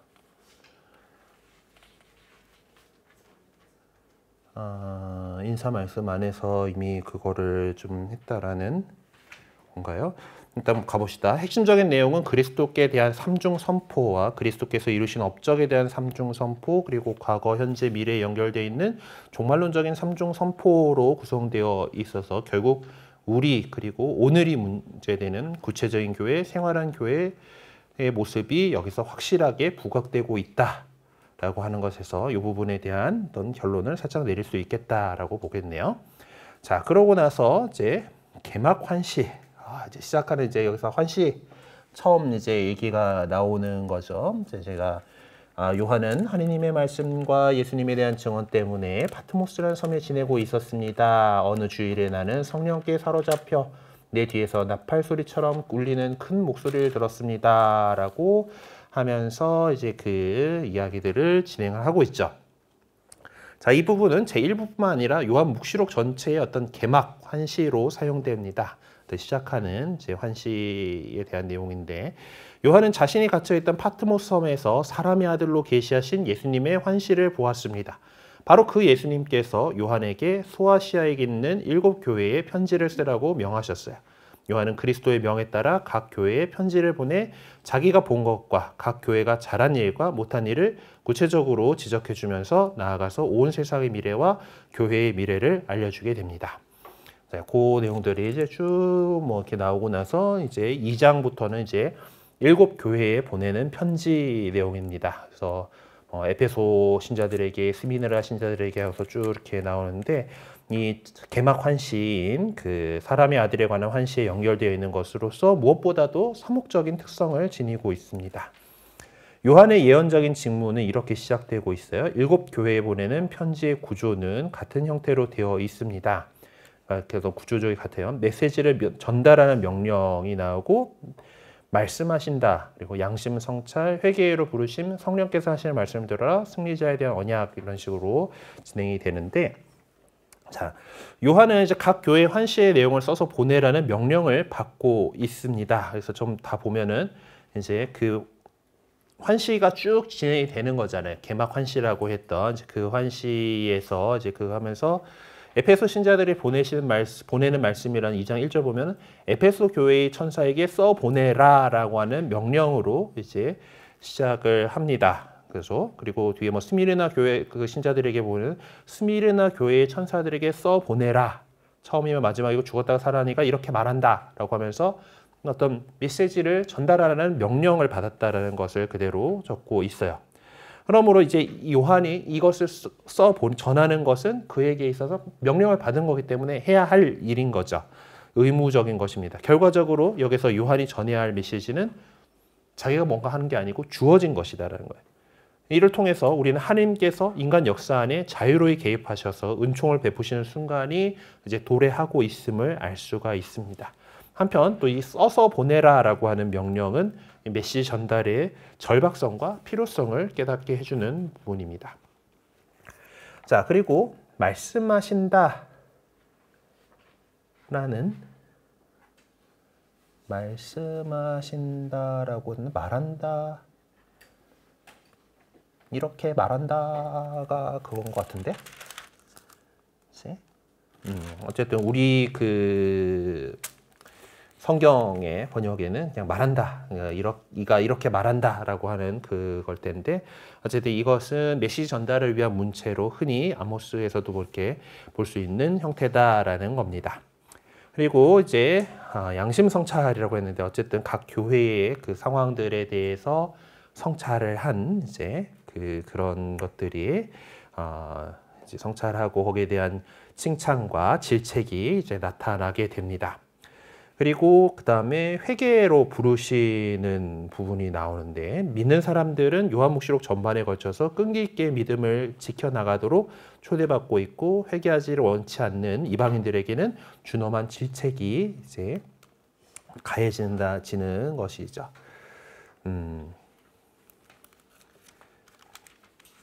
그리고 성령께서 하시는 말씀을 들어라 라는 말들이 나오죠. 2장 7절에 보면은 귀 있는 사람은 성령께서 여러 교회에 하시는 말씀을 들어라 하고 나오게 되고, 그 뒤에 있는 그 2장 11절에 보면 귀 있는 사람은 성령께서 여러 교회에 하시는 말씀을 들어라. 또 이제 17절에서도 귀 있는 사람은 성령께서 여러 교회에 하시는 말씀을 들어라 하고, 이제 각 교회로 보내는 그 메시지들마다 다 이 표현이 있습니다. 성령께서 하시는 말씀을 들어라 라고 하는 말씀이 나오게 되고, 그 다음에 나오는 건 승리하는 사람에게는 내가 하나님 낙원에 있는 생명나무 열매를 먹게 해주겠다. 승리하는 사람은 두 번째 죽음에 화를 입지 않을 것이다. 승리하는 사람에게는 숨겨진 만나를 주고 흰 돌도 주겠다. 이렇게 쭉 해가지고 승리하는 자에게는 하고가 이제 그것이 거진 이제 뒤에 가면 또 승리하는 사람에게는이 안 나오네. 뭐 나오는 데도 있고 안 나오는 데도 있는 것 같아요. 쭉 뒤에 맨 마지막에 라우디케아에는 승리하는 사람은 내가 승리한 뒤에 내 아버지의 어자의 그분과 함께 하는 것처럼 내 어자의 나와 함께 앉게 해주겠다라든가, 이런 승리하는 사람은 앞쪽에 나오기도 하는구나. 승리하는 사람은 하고 나오는 것들이 또 각각의 이 보내는 말씀들에 있습니다. 이제 성령께서 하시는 말씀을 들어라보다 앞서서 나오기도 하고 좀 뒤서서 나오기도 하는데 이 요소들이 다 들어가 있는 것을 볼 수가 있어요. 그 다음에 제2부에서 가게 되면은 이 당대의 문제에 직면해 있던 교회의 모습을 볼 수가 있는데요. 2부는 이제 또 두 부분으로 나눠 볼 수가 있어요. 첫째 부분인 4장에서 11장에서는 예수 그리스도의 현양에서부터 최후 심판 때까지의 세상과 교회 미래에 관한 예언자적인 계시를 내포하고 있습니다. 그리고 둘째 부분인 12장 1절에서부터는 첫째 부분을 구체화시켜 주고 있어요. 12장 1절이 보니 12장 1절 13장이 두 짐승이구나. 여인과 용이 12절이네요. 뭐 이제 그런 것들이 좀 더 나오고 있고, 그리고 그 두 부분이 일반적인 심판회로 연결되고 있습니다. 자, 넘어가서 첫째 부분부터 한번 봅시다. 4에서 5장, 이제 첫째는 민족들 앞에서의 교회라고 하는 제목을 달 수가 있는데요. 4에서 5장이 처음 나오는 부분은 이 두 장은 본격적으로 환시의 내용을 전해주기 시작하는 첫 자리에 배열되어 있어서 이제 입문 환시라고도 부른대요. 네. 올라오라라는 명령과 함께 성령에 사로잡히게 된 요한은 네 생물이 바치고 있고 그 생물들과 24명의 원로들에 의해서 창조주로서 참여하고 계시는 창조주 하느님의 어좌를 보게 됩니다. 이어서 동일한 방식으로 천상적인 존재들과 수많은 천사들과 모든 피조물로부터 인간의 구원자요 주인으로 찬미받고 계시는 분으로서 살해된 것처럼 보이는 어린 양이 서 계신 것을 보았습니다. 이 어린 양은 하느님의 모든 비밀이 담겨져 있는 7번 봉인된 책을 받아들었습니다. 봉인된 그 책의 봉인을 뜯고 펼 수 있고 거기에 더 나아가서 그 책의 내용을 성취할 수 있는 사람은 오직 어린 양뿐이었어요.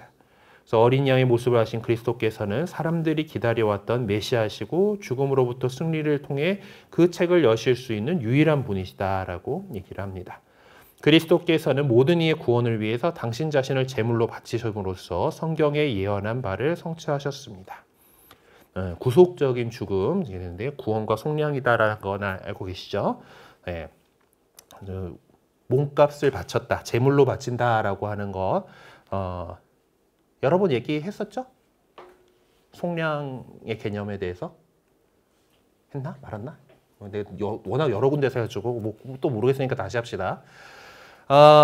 예수님께서 이제 우리가 제물로 바친다라고 하잖아요. 이제 기본적으로 저 동네 사람들의 옛날 그 성경의 옛날 사람들의 방식은 이제 죄를 누가 지었으면은 그 죄값을 피를 봐야 돼요. 그 피를 흘려가지고 죄값을 치러야 됩니다. 근데 사람을 마구 죽일 수는 없으니까 짐승한테 죄를 뒤집어 씌우고 그 짐승을 잡아서 피를 받죠. 그게 이제 구약의 어떤 계약, 제사들의 내용들이에요. 근데 이게 하다 보니까 이게 그냥 그 짐승은 결국은 불완전한 제물이고 불완전한 사제가 불완전한 제단에서 바치는 제사이단 말이에요. 그래서 하느님께서 당신이 직접 사람이 되어 오셔서 당신 스스로를 가장 완전한 제물로 바침으로써 이 모든 인류의 죄값을 치러주셨다. 왜냐하면 우리가 원죄를 통해서 우리는 죄악의 종살이를 하게 되었고, 옛날 사람들의 생각에서 종살이를 하고 있는 사람, 노예가 된 사람은 주인의 소유물이잖아요. 그 종살이하고 있는 사람을 해방시키기 위해서는 종살이하고 있는 그 사람을 그 주인에게 그 몸값을 치르고서 사온 다음에 내 소유가 되면은 해방시킬 수가 있는 거예요. 그렇기 때문에 그 몸값을 치러서 양민이 되게 해준다라는 것이 속량입니다. 그러니까 우리가 예수님께서 우리를 구원하신 것에는 그 속량이라는 방법을 통해서 우리를 구원하신 거고, 그것에는 몸값을 치른다라고 하는 개념이 잡혀 있는 거예요. 그래서 그 예수님께서 제물을 당신을 제물로 바치셨다라고 하는 것은 인류가 그 원죄의 종살이를, 죄악의 종살이하고 있는 우리 인간을 해방시키기 위해서 당신을 제물로 바치는 이 몸값을 치름으로 해서 그래서 우리 그 순환 공로라고 표현하죠. 공로라고 하는 표현들 이제 그것들이 있는데 그 예수님의 그 순환 공로로 그것으로 우리의 죄값을 치르시고 우리를 구원받은 거예요. 우리는 구원받은 거예요. 그래서 그것이 그 구원은 속량으로서 이루어졌다. 그래서 구원과 속량을 갖다가 이제 합쳐가지고 구속이라고 씁니다. 네, 철컹철컹하는 구속이 아니에요. 네, 하여튼 그래서 이제 구속적인 죽음이다라고 하는 것은 예수님께서 당신 스스로를 제물로 우리 몸값으로 치르셨다라고 하는 이제 그것이 그 성경에서 예언한 바를 이제 성취하셨어요. 그렇게 하심으로써 그분께서는 이미 마지막 때를 시작하셨고 그때로부터 세상은 마지막을 향해서 이렇게 질주하고 있는 것입니다. 그리스도께서는 계시하시는 분이신과 동시에 계시된 분이시므로 그분만이 그 책을 받으실 수 있을 뿐만 아니라 여실 수가 있는데 그분이 바로 그 책의 내용 자체이다라고 하고 있어요. 그래서 4장, 5장 요 부분에서 요한묵시록이 절정에 이르게 됩니다. 되게 장엄해요. 읽어보세요. 집에 가서. 6장 10에서 11장 18절까지의 그 내용은 이제 어린 양이 봉인을 뜯을 분으로 오셨는데 이제 봉인이 그 하나하나 뜯는 그 장면들이 이렇게 나옵니다. 어린 양은 봉인된 그 책을 열어서 그 안에 담겨져 있는 내용을 보여주기 시작해요. 계시를 해주는 거죠. 요한은 어린 양이 봉인을 뜯어서 그 안에 담겨져 있는 내용들을 보여주는 동안 하느님의 심판이 내릴 수 있게 하기 위해 하늘에서 준비가 이루어지고 있음을 보게 됩니다. 그리고 나서 요한은 책에 쓰여져 있던 것들이 실행되는 그런 것을 보고 있습니다. 환시 속에서 그렇게 보고 있어요. 자, 둘째 부분에 오면은 11장 19절부터 시작되는 전제주의적인 권력 앞에서의 교회의 모습들인데 이 부분에서는 10장의 내용에 걸맞는 것으로서 10장의 내용 내가 이 책에다가 뭐 물을 흘렸나 이렇게 쩍쩍쩍 붙었지. 하여튼 이제 10장의 내용은 이제 천사와 작은 두루마리라고 하는 그런 내용인데 이제 그 뭐 가서 두루마리를 그 뭐 입에 삼키고 하는 내용이 나오네요. 어쨌든 그런 내용들 거기에서 그 강생에서부터 세상의 종말 사이 일어날 일을 예언의 형태로 보다 구체적으로 소개하고 있습니다. 19절에 보면은 그러자 하늘에 있는 하느님의 성전이 열리고 성전 안에서 하느님의 계약궤가 나타나면서 번개와 요란한 소리와 천둥과 지진이 일어났고 큰 우박이 떨어졌습니다 라고 하는 이제 되게 좀 짧은 내용이긴 한데 그걸 통해서 하느님의 자비하심으로 충만된 종말의 모습을 이제 소개해주고 있습니다. 뭐 때가 왔습니다 하고 딱 나오니까 이제 24명의 원로가 막 이제 경배하면서 이제 때가 왔습니다 하고 딱 얘기하니까 하느님의 성전이 잘 열리고 하늘에 있는 하느님의 성전이 열리고 성전에서 하느님의 계약궤가 나타나고 막 천둥과 지진이 일어나고 우박이 떨어지고 하는 이제 그런 심판이 일어나는 이제 그런 모습으로 진행이 돼요. 그리고 그 12장의 1절에서 17절은 이제 종말론의 의미를 드러내주는 서곡처럼 이 여인과 용에 관한 이야기가 소개됩니다. 하늘에 큰 표징이 나타났으며 태양을 입고 발밑에 달을 두고 머리에 12개의 별로 된 관을 쓴 여인이 나타난 것입니다 하고 나오는 이제 그 붉은 용과 여인의 이야기가 나옵니다. 자, 그리고 18절부터는 이제 이 종말론적인 전투에 참가하게 될 세력들 이제 세력들을 보여준다라고 되어 있는데 이제 처음 시작하면서 나온 거 이제 그 여인과 붉은 용이 나오죠. 그 용이 하늘에서 떨어져서 이제 바닷가 모래 위에 자리를 잡았습니다라고 이렇게 나오게 되고요. 그러고 나서 바다에서 짐승 하나가 올라오는 것을 이제 나오고 또 이제 그 이어서 또 다른 짐승이 또 나오고 이제 그런 모습들이 쭉 둘째 짐승이 이제 이렇게 나와가지고 이제 둘째 짐승이 이제 첫째 짐승의 우상을 만들어가지고 뭐 어쩌고저쩌고 하는 그런 이야기들이 쭉 나옵니다. 그래서 뭐 그 오맨 영화에서 나온 대표적인 그 666이 여기서 나오죠. 어떤 사람을 그러니까 뭐 지각이 있는 사람은 그 짐승을 숫자로 풀이해 보십시오. 어떤 사람을 가리키는 숫자입니다. 그 숫자는 666입니다. 뭐 하고는 이제 되게 또 수수께끼 같은 이제 이런 얘기들을 이렇게 합니다. 뭐 뭐 학자들은 이제 이것들 따라서 네로 황제다라고 얘기하는 사람도 있고 뭐 예, 어쨌든 기본적으로 666이라고 하는 이거는 이제 불완전함을 나타내는 거예요. 성경의 숫자들 가운데서 완전함은 보통 7이잖아요. 이제 그 7일 만에 창조도 있고 이제 그 7이 완전함을 뜻하는데 6은 그거보다 하나 모자르죠. 그러니까 불완전함을 뜻하는 거고 그게 3번 겹쳤어요. 그러니까 어떤 그 모자란 것이 세 번 나오는 거기 때문에 3번 또 완전함의 그 숫자인데 이제 완벽하게 부족하다라는 그런 것을 뜻하는 그런 말이라고 합니다. 아마 뒤에 나올라나 어쩌나 모르겠지만 어쨌든 여기에서 일단 전체적인 흐름을 보는 게 중요하니까 넘어가도록 하죠.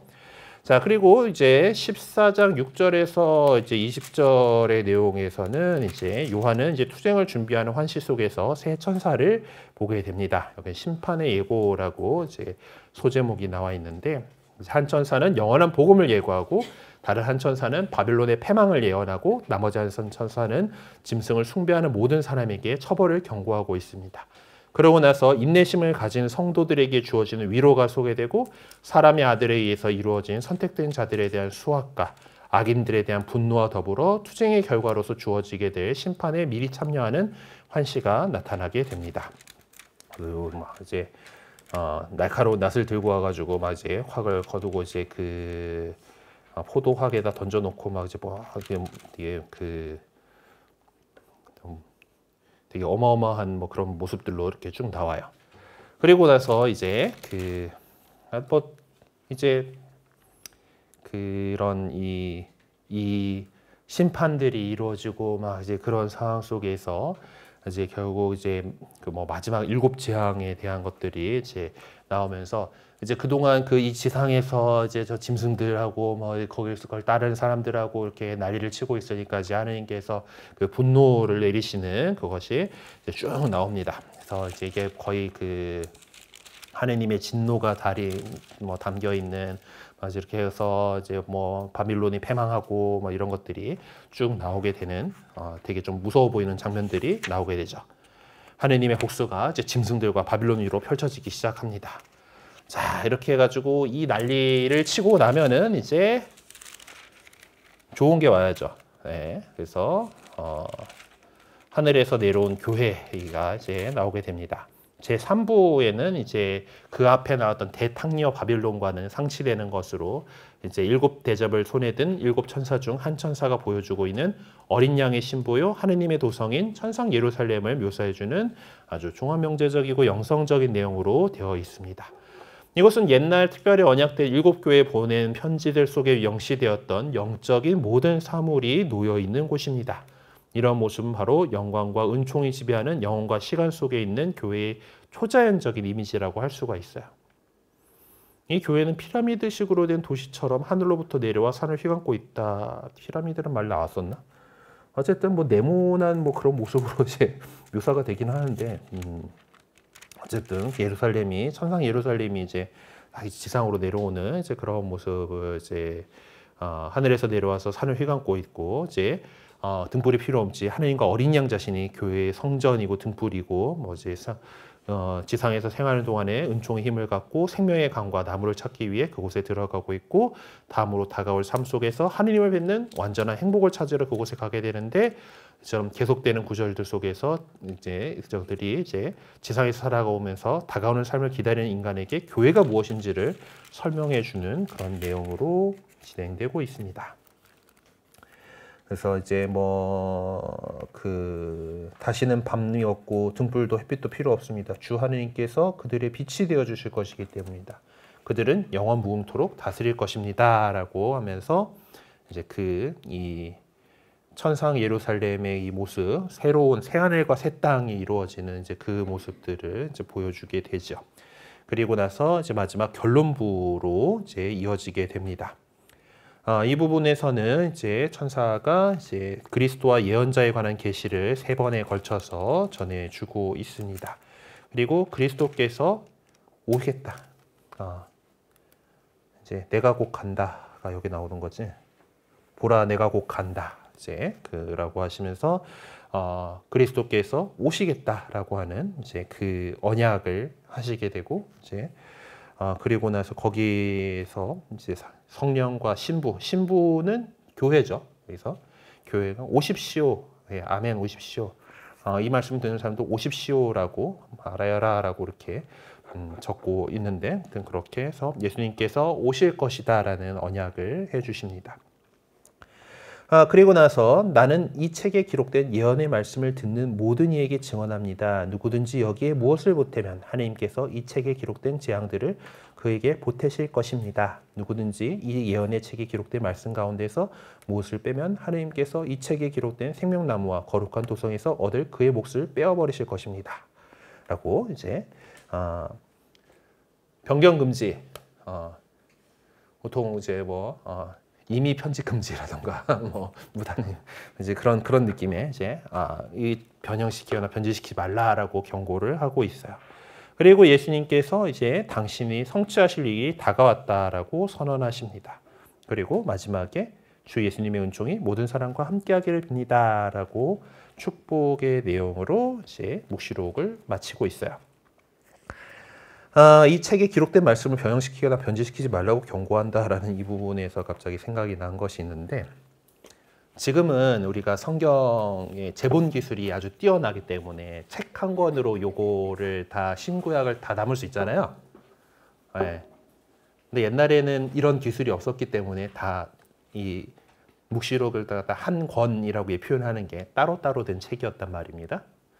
네, 이제 제가 군대에서 이제 군종병 하고 있던 시절에 이제 우리 군대에서 군종부의 또 중요한 역할 중에 하나가 정신전력 강화 이런 거잖아요. 그래서 이제 그 군 생활에 적응 못하고 있는 병사들을 이제 데려다가 이제 비전 캠프라고 해가지고, 자, 우리가 조금 군대하고 안 맞는 타입이긴, 여러분 좀 군대하고 안 맞는 타입이긴 우리 참고 잘 이렇게 너네가 나쁜 거 아니야. 군대하고 좀 안 맞을 뿐이긴 한데 이제 우리 잘 이렇게 해보자 이런 것들을 하는 이제 2박 3일간의 프로그램이 있어요. 이제 저도 이제 사단 군종병이었기 때문에 이제 군종부에서 하는 건데 개신교에만 그냥 맡겨놓을 수 없잖아. 이제 보통 개신교 군종병들 위주로 이렇게 하게 되는데, 그래서 천주교 군종병하고 불교 군종병하고 같이 이제 같이 가요. 다 이제 우리 군종 참모부의 일이니까 이제 어쨌든 이제 거기 보면은 좀 나름 이제 관심병사라고 불리는 이제 좀 부대에서 문제를 일으켜갖고 온 애들이 좀 있는데, 이제 사실 얘기하고 2박 3일 하다 보면 친해지잖아요. 이제 그러고 이제 한데 어떤 친구가 괜히 이제 도전적으로 이제 이거를 갖고 거는 거야. 교회에서 하니까, 개신교회에서 하니까 이제 성경책 가가지고 이제 갑자기 이거 앞에 이제 다른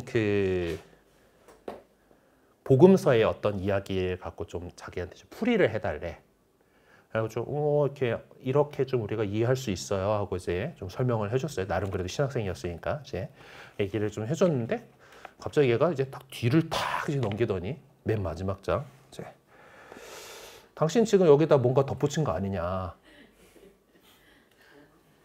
자, 나는 이 책에 여기에 무엇을 보태면 하나님께서 이 책에 기록된 재앙들을 그에게 보태실 것입니다.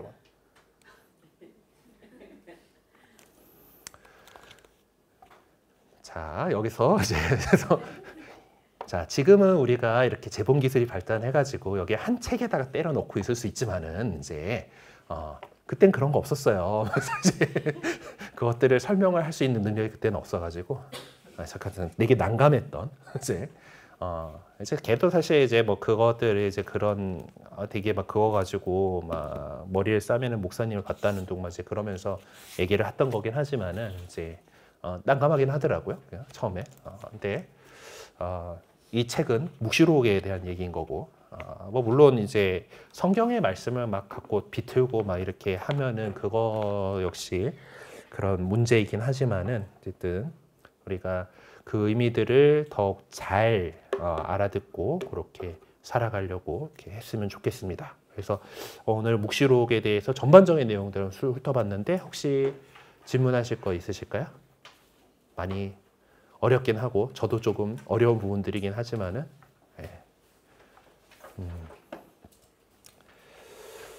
네, 그러면은 오늘 이제 삼종이 울렸으니까 마친 기도로 삼종 기도하고 이 시간 마무리하도록 하겠습니다. 그 나눔장은 다 이제 제출을 하셨죠? 네, 이제 제출을 하셨을 거고 이제 제가 좀 보고 이제 할 텐데 이제 남은 내용들은 뭐 그 지난주에도 안내 받으셨겠지만은 뭐 미리 따로 복사해 놓으시든지 사진 찍어 놓으셨든지 할 거니까 그거 가지고 나눔해 주시고요. 하여튼 또 좋은 시간 되시기 바랍니다. 네, 삼종 기도로 마치겠습니다. 성부와 성자와 성령의 이름으로 아멘. 주님의 천사가 마리아께 아뢰니 은총이 가득하신 마리아님 기뻐하소서. 주님께서 함께 계시니 여인 중에 복되시며 태중의 아들 예수님 또한 복되시나이다.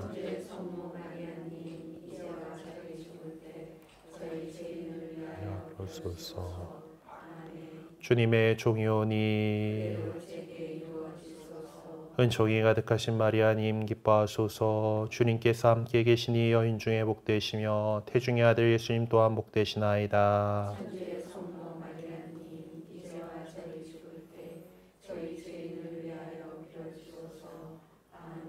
이의 말씀이 사람이 되시어 은총이 가득하신 마리아님 기뻐하소서. 주님께서 함께 계시니 여인 중에 복되시며 태중의 아들 예수님 또한 복되시나이다.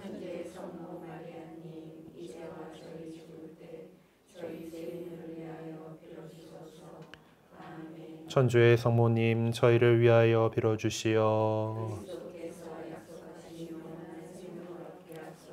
기도합시다. 하느님 천사의 아뢰므로 성자께서 사람이 되심을 알았으니 성자의 순환과 십자가로 부활의 영광에 이르는 종을 저희에게 내려주소서. 우리 주 그리스도를 통하여 비나이다. 아멘. 성부와 성자와 성령의 이름으로 아멘. 네, 수고하셨습니다.